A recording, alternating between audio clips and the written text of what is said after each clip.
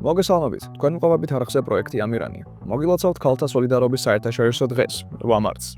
მართალია, ამ დღესასწაულის არსებობის შესახებ დღესდღეობით თითქმის ყველა მიცის, თუმცა ცოტას თუ ესმის მისი რეალური მნიშვნელობა და ფასი, რასაც ასეთი სახის ვიდეოები და პოსტები ამტკიცებენ. 8 მარტი არის ქალთა უფლებების ბრძოლის საერთაშორისო დღე, რომელიც აღინიშნება 1917 წლიდან დღემდე. საქართველოში ვიადგამსახურდი ამ გადაწყვეტა, რომ ეს დღე იყო კომუნისტური გადმონარჩი და მისი ჩანაცვლება სცადა. და დააწესა 3 მარტი დედის დღე. ეს გადაწყვეტილება ბევრი მიზეზის გამო არის პრობლემური. ერთი ის, რომ ცდარია ის დაშვება, რომ 8 მარტი არის კომუნისტური დასასწაული. ცდარია ის დაშვება, რომ 8 მარტი არის კომუნისტური დასასწაული. არა ბიჭოს, სტალინისტი ბებია თქვენისა, ლიბერალებო.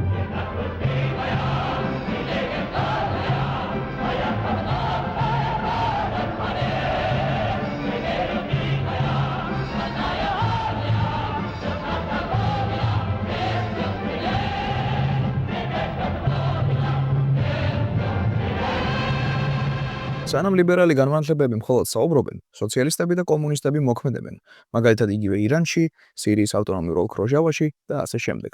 სწორედ კომუნისტური რევოლუციური მოძრაობების ქალთა განთავისუფლების საქმეში დაუფასებლობისა და ამ ისტორიული უსამართლობის გამოსასწორებლად განვიხილოთ 8 მარტისა და ფემინისტური მოძრაობის მოკლე ისტორია.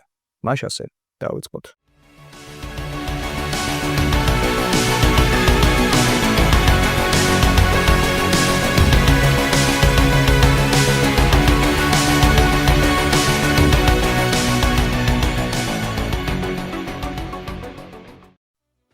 პირველ რიგში აუცილებელია შევთანხმდეთ იმაზე, რომ ყველა თვითგამოცხადებული ფემინისტი და ფემინისტური მოძრაობა, რა თქმა უნდა, ასეთი არ არის. ხოლო ფემინიზმი თავის თავში არ მოიაზრებს კაცს მოძულეობას, ან პატრიარქატის მატრიარქატის ჩანაცვლებას. ან თუნდაც იმას, რომ ქალები და მამაკაცები ყველაფერში ერთნაირები არიან.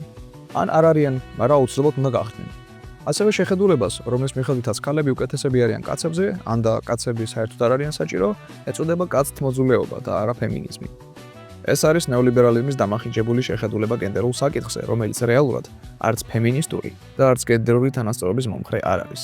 მიუხედავად იმისა, რომ ასე ასაღებს თავს. ასევე შევთანხმდეთ იმაზე, რომ ცალკე ვიდეო დაეთმობა იმას, თუ რა არის არაჯანსაღი ქალურობა ან კაცურობა, თუ ვისთვის არის ამ სქესების არაჯანსაღი სტანდარტების და სტერეოტიპების გაძლიერება მომგებიანი და რა ხედვა გვაქვს ამასთან დაკავშირებით.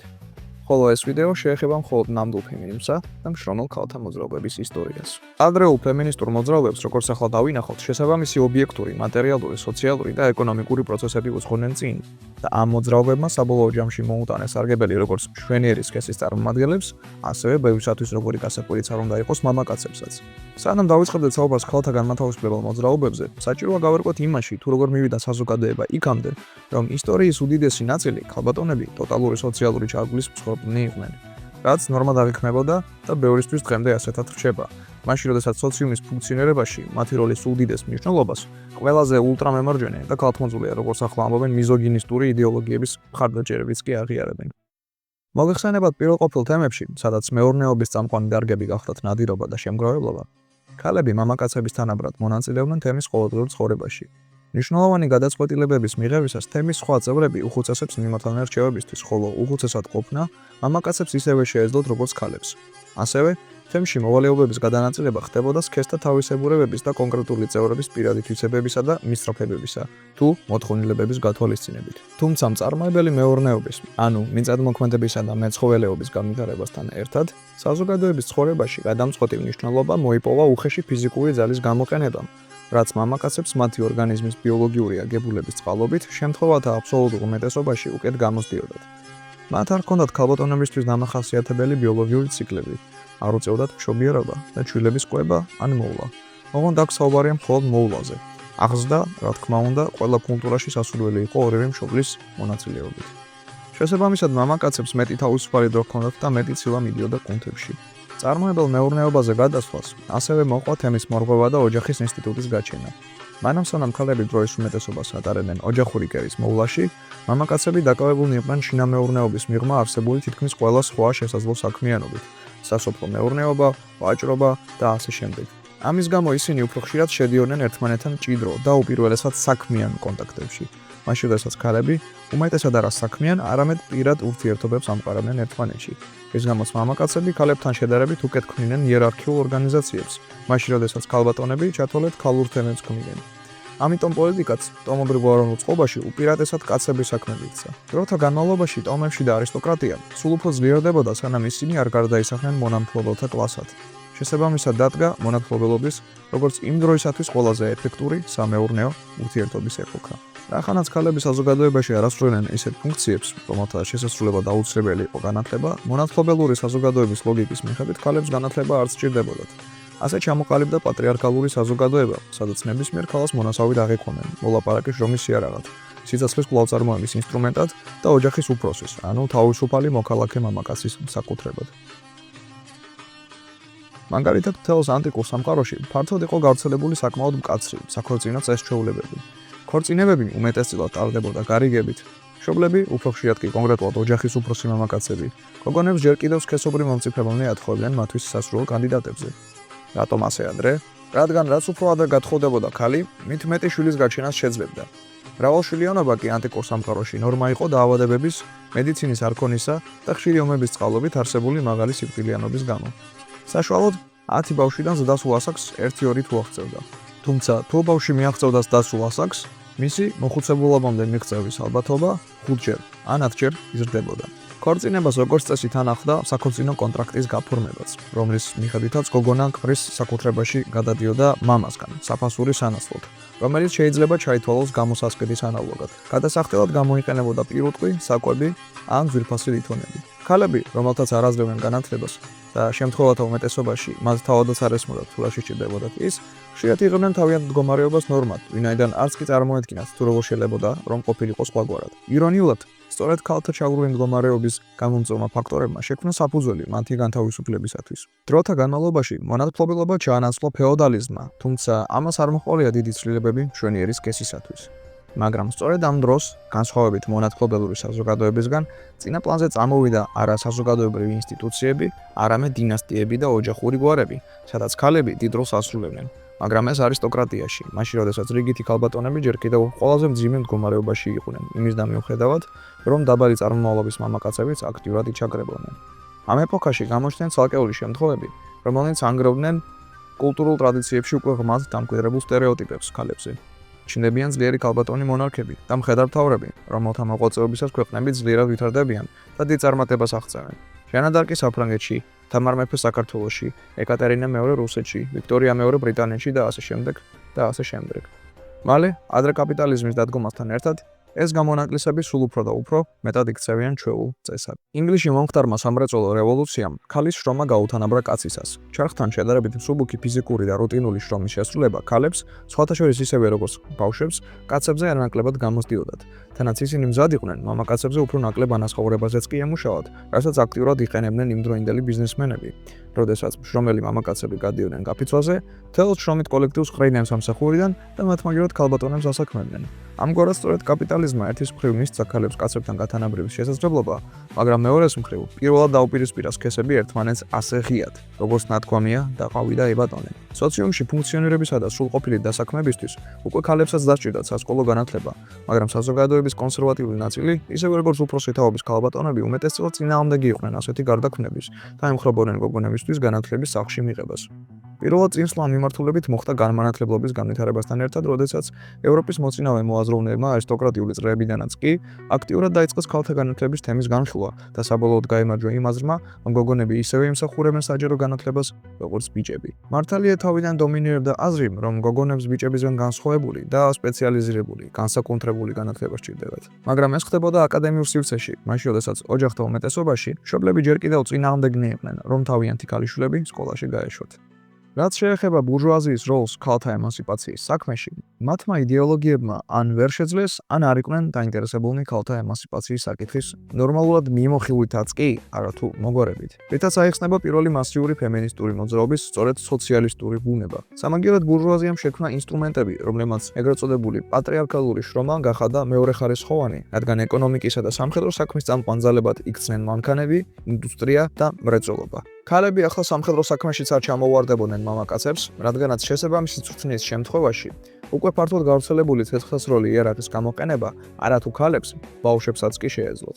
იმ დროს, როცა სამყარო ასეთ რადიკალურ ტრანსფორმაციას განიცდიდა, კლასიკური ლიბერალიზმის იდეოლოგები უფრო გართულნი იყვნენ ძველი არისტოკრატიის პოლიტიკური ბატონობის გადაგდების, ნაცია სახელმწიფოებისა თუ ლიბერალური რესპუბლიკების ჩამოყალიბების საქმეებით. ამიტომაც მათ თითქოს და არ სხელოდათ ქალთა საკითხისთვის. და მიუხედავად იმისა, რომ ბანოვანთა სათხოვარი მათ სოფხედელობაში განსხვავებით ულტრამემარჯვენეებისგან ყველაზე ბოლო ადგილას ნამდვილად არ იკავებდა, მათ არ ჰქონდათ შემუშავებული ნათელი ხედვა იმისა, თუ რა ან რატომ სჭირდებოდათ ქალბატონებს, იმისათვის რომ საზოგადოებაში არსებობა შეძლებოდათ, როგორც სრულფასოვან მამაკაცების თანასწორ წევრებს და არა როგორც თავიანთი მამების ან ქმრების სუვენირებსა და საკუთრებას. ხოლო ნეოლიბერალიზმი, როგორც უკვე განვიხილეთ, თავიდანვე უფრო სავაჭრო თავისუფლების, დერეგულაციის მომხრე, კოსმოპოლიტური და გლობალისტური იდეოლოგია იყო, რის გამო ზედმეტად შორს წავიდა ქალების ეგრეთ წოდებული გაძლიერების, ან როგორც ახლა ამბობენ, empowerment-ის საქმეში. რაც რეალურად არა ქალების ემანსიპაციას მოიაზრებს, არამედ ნიშნავს მათი უუფლებო მდგომარეობიდან გადაყვანას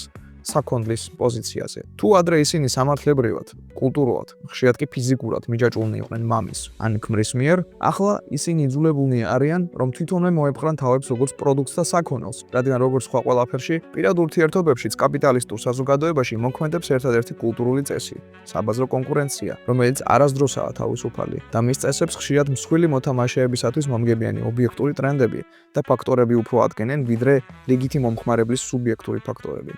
და სადაც სპეკულაცია არასდროს არ სრულდება. თუმცა ამაზე უფრო დაწვრილებით სხვა ვიდეოებში ვისაუბროთ.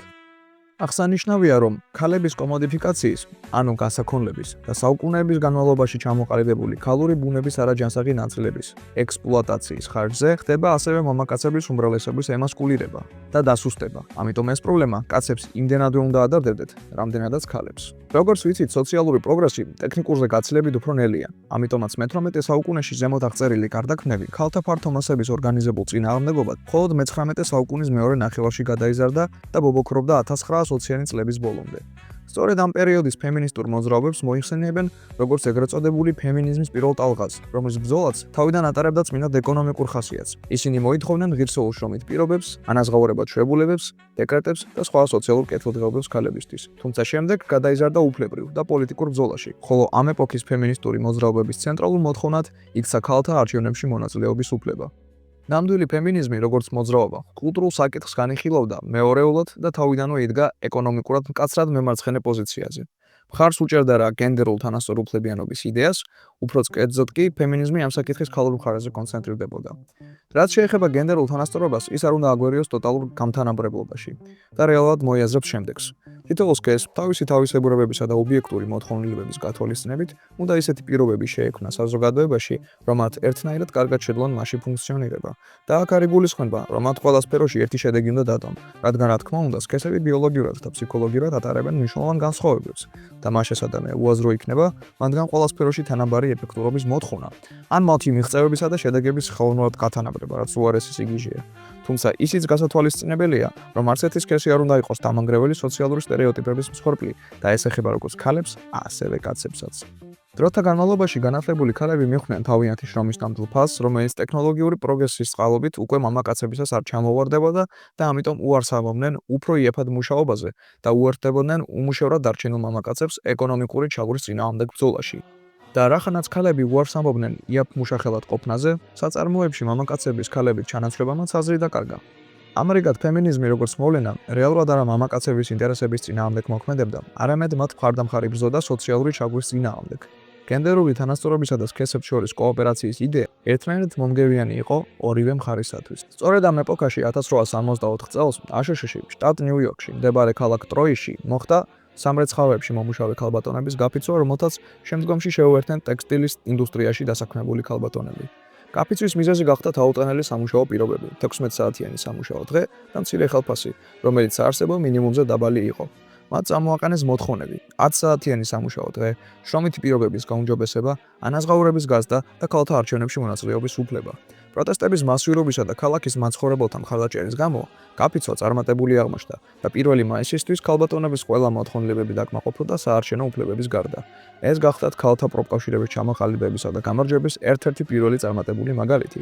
სწორედ მას შემდეგ მთელს მსოფლიოში იქცა მიღებულ პრაქტიკად ქალთა მსვლელობები თებერვალ მარტში მათი უფლებებისათვის, რაც უკვე აჩვენებდა იმას, რომ ისინი საკმარისად პოლიტიკურად და კლასობრივად ცნობიერნი იყვნენ, რათა მათთვის, როგორც პოლიტიკური ძალისათვის გაეწიათ ანგარიში.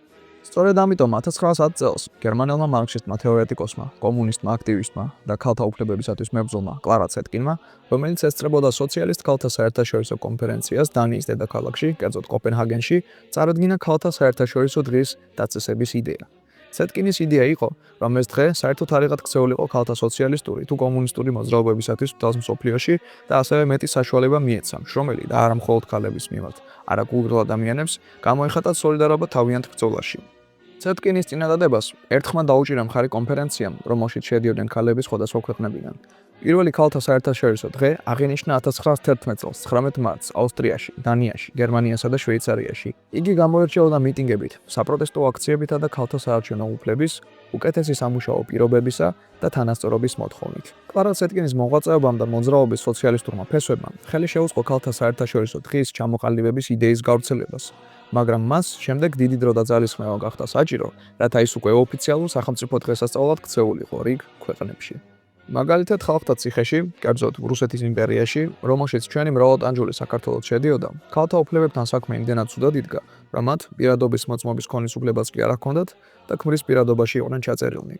თებერვლის რევოლუციაც სწორედ პეტროგრადში მშრომელ ქალთა გამოსვლებით დაიწყო, რომელთა ვაჟები, ქმრები და მამები პირველ მსოფლიო ხორცაკებში ანტანტის ქვეყნების გაბატონებული კლასების ინტერესებისთვის იღუპებოდნენ.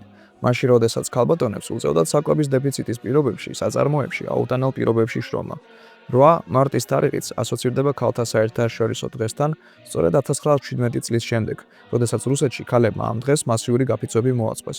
ეს გაფიცვა მნიშვნელოვანი მოვლენა იყო რუსეთის რევოლუციის კონტექსტში და ამის შემდეგ 8 მარტი მიღებული იქნა ქალთა საერთაშორისო დღის ოფიციალურ თარიღად მრავალ სოციალისტურ ქვეყანაში. ტრანსპარანტები ლოზუნგით მშვიდობა, მიწა და პური სწორედ მათ ხელებით აღიმართებოდა ქალაქის თავზე და სწორედ მათი შემკურე პეტროგრადის გარნიზონი აუჯანყდა თავის მხედართმთავრობას და გადავიდა საბჭოთა ხელისუფლების მხარეს, რათა ბოლო მოღებოდა ყოველივე იმ უსამართლობას, რომელიც არათუ რუსეთის იმპერიაში, არამედ მთელს მსოფლიოში ხდებოდა, რადგანაც ზუსტად იგივე სიტუაცია ედგა გერმანიაში, საფრანგეთში, ავსტრია-უნგრეთში, ბრიტანეთში, ოსმალეთში და სხვა ქვეყნების ტერიტორიებზე. მართალია, ბევრ ქვეყანაში სიტუაცია მას შემდეგ გაცილებით გაუმჯობესდა, რა ქალთა მდგომარეობის, რა ზოგადი სოციალური კეთილდღეობის თვალსაზრისით. თუმცა ბოლო აწლედებმა დაგვიმტკიცა ის, რომ რეაქციონერებს, ანუ მათ, ვისაც ძველი კულტურული ლოგიკის დაბრუნება სურთ, არ ზინავთ და ისინი აქტიურად მუშაობენ თავიანთი ავადმყოფური მსოფლმხედველობის განხორციელებისათვის, რაც მათ ჯერჯერობით კარგად გამოსდით. და ეს ხდება არა იმიტომ, რომ რეაქციონერთა მსოფლმხედველობა მართალია არასასიამოვნო, მაგრამ რეალობა, ხოლო სოციალური პროგრესი მართალია სასურველი, მაგრამ შეუძლებელი ოცნებაა. არა, საქმე უფრო პროზაულად დგას. ცივი ომის დასრულების შემდეგ კაპიტალიზმმა საბოლოოდ მოიხსნა ადამიანურობისა და ჰუმანურობის ნიღაბი.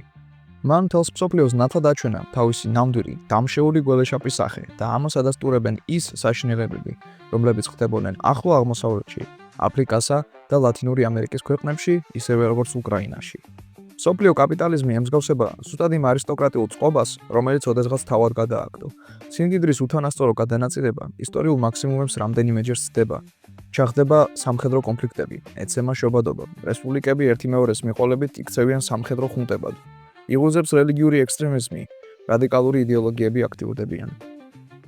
ეს ახალი რომის რესპუბლიკა, რომელსაც დასავლეთის ცივილიზაცია აშენებდა, იგივე ცეცხლში იწვის, რაშიც ანტიკური რომი. ეს წესწყობილება სულ უფრო დაუფარავად აღიარებს, რომ იმპერიალისტურია, მიუხედავად იმისა, რომ არსებობიდანვე ასეთი იყო. მას სხვა გზა აღარ რჩება, ის გადარჩენისთვის იბრძვის. და თუ რატომ, ამაზე უკვე არაერთი ვიდეო გვაქვს არხზე. 8 მარტი, რომელიც ქალთა სოლიდარობისა და მათი კეთილდღეობისათვის ბრძოლის დღე იყო, აქციეს საჩუქრების ჩუქებისა და ლაქლაქის დღედ. ქალთა პრობლემებზე საუბარში არაფერია ცუდი, პირიქით საჭიროა და ეს ვიდეო სწორედ ამით გავდება. მაგრამ თეორია იმდენადვეა უსიცოცხლო პრაქტიკის გარეშე, რამდენადაც პრაქტიკაა ბრმა თეორიის გარეშე. ამ შემთხვევაში პრაქტიკა იქნება არა უბრალოდ პრობლემებზე საუბარი, არამედ სიტუაციის ობიექტური ანალიზი და მისი მოგორებისთვის საჭირო რეალური ქმედებების განხილვა, ორგანიზება და შეცლების დაკვარად ბრძოლა. ჩვენ არშებულია დავეყრდნოთ ბურჟუაზიულ სახელმწიფოებს ქალთა განთავისუფლების, ან ნებისმიერი სოციალური პროგრესის საქმეში. სოციალური სახელმწიფოს იდეა ოფიციალურად მკვდარია. მოუთხოვოთ რამე სახელმწიფოს დღეს, ნიშნავს მოუთხოვოთ რამე მკვდარ ადამიანს. ამიტომაც გახსოვდეთ, სოციალური რევოლუცია იმდენადვეა შეუძლებელი ქალთა განთავისუფლების გარეშე, რამდენადაც ქალთა სრული განთავისუფლება სოციალური რევოლუციის გარეშე. მადლობ ყურადღებისათვის და მომავალ შეხვედრამდე.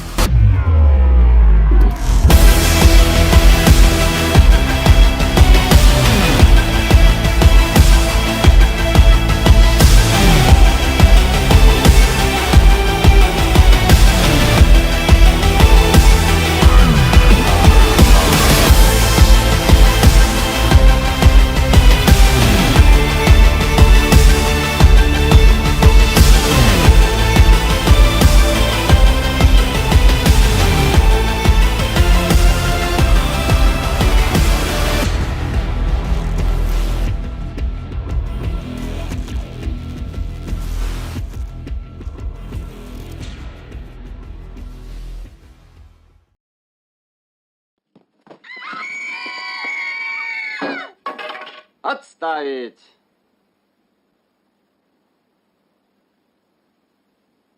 Не бойтесь, это наш господин.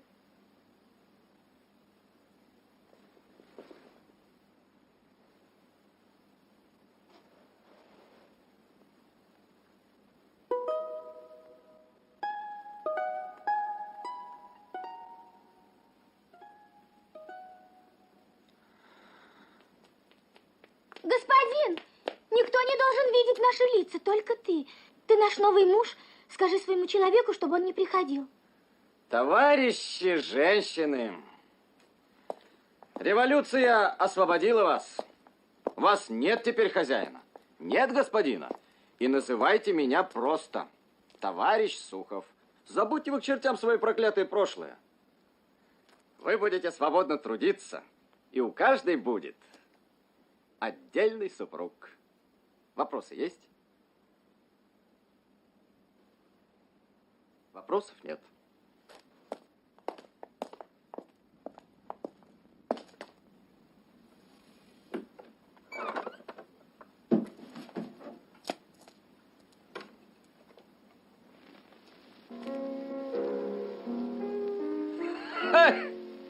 Из острова на стяжень, на просторы